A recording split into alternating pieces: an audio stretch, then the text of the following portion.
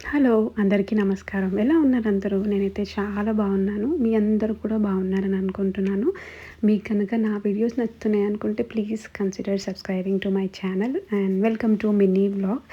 ఈ వ్లాగ్ వచ్చేసి ఒక స్పెషల్ వ్లాగ్ అని చెప్పొచ్చనమాట. అదేంటంటే మా హస్బెండ్ బర్త్‌డే రోజు వ్లాగ్ అనమాట. అంటే మా హస్బెండ్ బర్త్‌డేని ఈసారి మేము కొంచెం మంచిగా సెలబ్రేట్ చేద్దామని అనుకున్నాము. సెలబ్రేషన్ ఇన్ ద సెన్స్ ఏదైనా మంచి సర్ప్రైజ్ ఇవ్వాలని అనుకున్నాను. ఎవ్రీ ఇయర్ తనకి ఏదో ఒక గిఫ్ట్ ఇవ్వడం నాకు అలవాటు. లైక్ ఏదో ఒక టీ షర్ట్, షర్ట్ సంథింగ్ నా దగ్గరున్న అమౌంట్‌తో నా దగ్గర నేను కలెక్ట్ చేసుకునే అమౌంట్, సేవ్ చేసుకునే అమౌంట్‌తో ఏదో ఒక గిఫ్ట్ తనకి ఎవ్రీ ఇయర్ ఇస్తూ ఉంటాను. సో, ఈసారి ఏది ఇవ్వాలా అని ఆలోచిస్తూ ఉంటే సడెన్‌గా అనిపించింది. సో, ఎవ్రీ ఇయర్ ఏదో షర్ట్ లాగా ఇస్తున్నాం కదా! ఈసారి ఏదైనా యూజ్‌ఫుల్ ప్రోడక్ట్ ఇస్తే బావుంటుంది అనిపించింది. అందుకని తనకైతే సర్ప్రైజ్ అయితే ప్లాన్ చేశాను. అండ్ ఈ సర్ప్రైజ్‌ని ప్లాన్ చేయడానికి, దీన్ని ఎగ్జిక్యూట్ చేయడానికి చాలా ట్విస్ట్ అండ్ టర్న్స్ వచ్చాయన్నమాట మధ్యలో.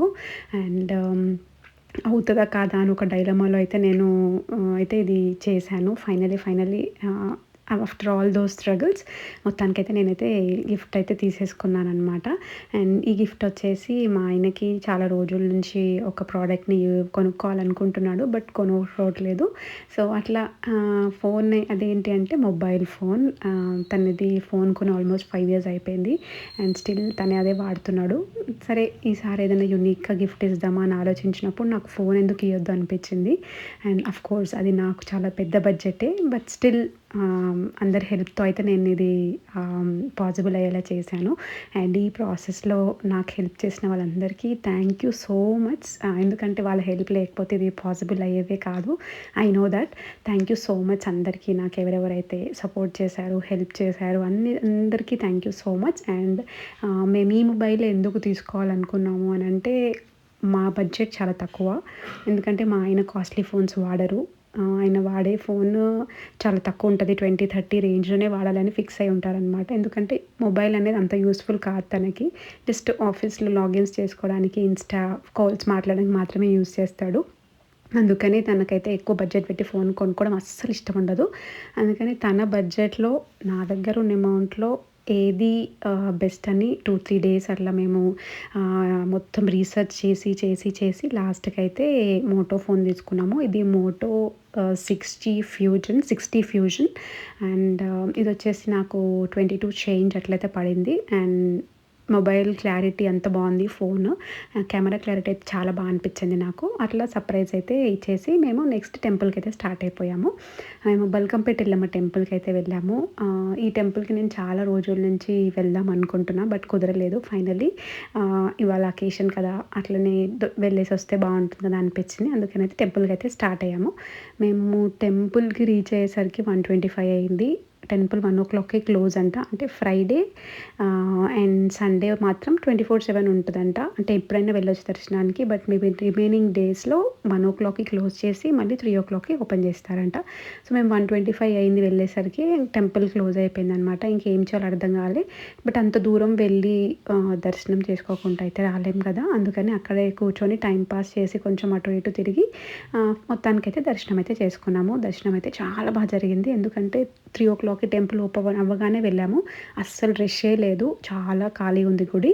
హ్యాపీగా ఒక 10 మినిట్స్ అట్లా నించొని హ్యాపీగా దర్శనం చేసుకొని పీస్‌ఫుల్‌గా అయితే వచ్చాము. అండ్ బయటకొచ్చి అలా కూర్చొని కాసేపు ముచ్చట చెప్పుకొని బయటికైతే స్టార్ట్ అయ్యాము. అండ్ మేము ఇక్కడే లంచ్‌కైతే వెళ్ళాము. ఆనందో బ్రహ్మ అనుకుంటా రెస్టారెంట్ పేరు. ఆ రెస్టారెంట్‌కైతే వెళ్ళాము. అంటే నేను గూగుల్‌లో చూసినప్పుడు నియర్ బై ప్లేసెస్‌లో ఇదే కొంచెం బెస్ట్ అనే ఆప్షన్ చూపిచ్చింది.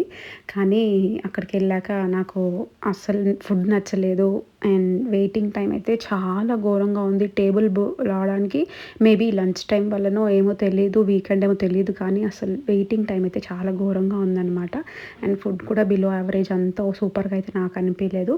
బట్ వెళ్ళిన తర్వాత తినాలి కదా అన్నట్టు తిన్నాము. అండ్ సర్వింగ్ కూడా అస్సలు బాలేదు. ఫుడ్ ఆర్డర్ పెట్టిన హాఫ్ అన్ అవర్‌కి గానీ మాకు ఫుడ్ రాలేదు. అంటే చాలా చిరాకుగా అనిపించింది నాకదంతా. But okay.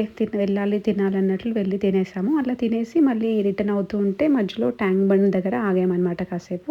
ఎందుకంటే ఈవినింగ్ అయింది. మంచిగా చల్లగా వస్తుంది గాలి. కాసేపు నించొని టైమ్ స్పెండ్ చేద్దాంలే అన్నట్లు అందరం దిగి కాసేపయితే ఆగాము.